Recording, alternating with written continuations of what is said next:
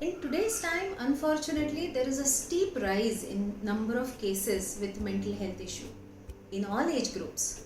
And contrary to our belief, even children, small children have problems like anxiety, insecurity, fears. But what happens is in case of a child, it is commonly seen as restlessness. So all the children with mental health issues are generalized into having some problem like ADHD, and that's why many times it is not recognized correctly. The second problem is our parents, the Indian parents are not so open to taking a child to a professional. So unless they acknowledge the child having a problem, the child again goes undiagnosed.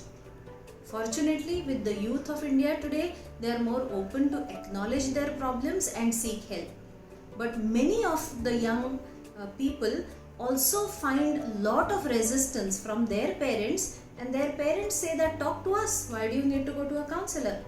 So I am sensing that what we see in our clinics is only the tip of the iceberg, and the true number of cases are many more.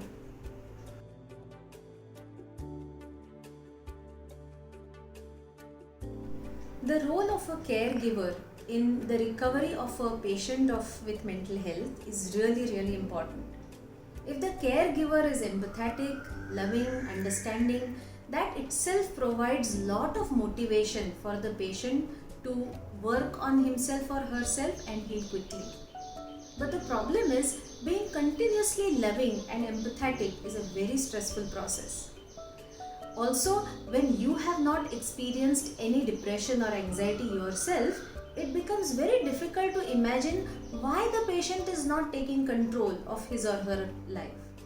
So, to be patient all the time, to care for somebody else can be very exhausting, can lead to lot of impatience and frustration. So often the caregivers themselves need counseling, and they should definitely take it.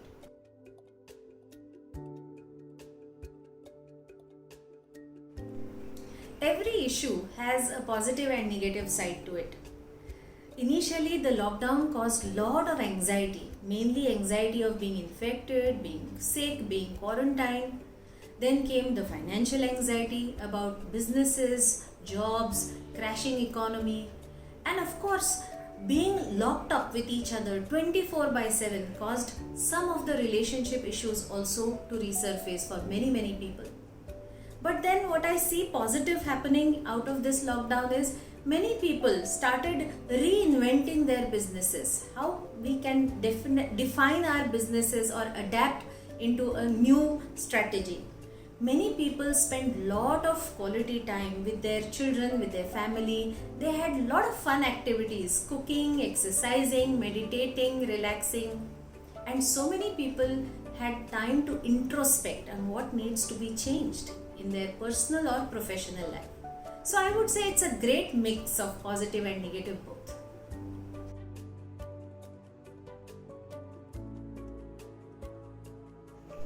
What I like about the youngsters of today is that they are very open to acknowledging their problems and seeking for help whenever necessary. But there is still a chunk of people who feel that only crazy people go to counselors. So I would advise everyone to first please give special importance to mental health and devote some time every day to acknowledging what issues they have and solving them. And once you start doing that, if you feel that you need professional help, then take timely help, because these issues don't solve themselves, they often complicate.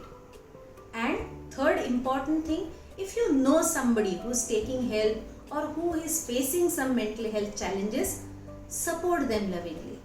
So by being aware, seeking timely help and supporting each other, we are going to build a loving, understanding and healthier community.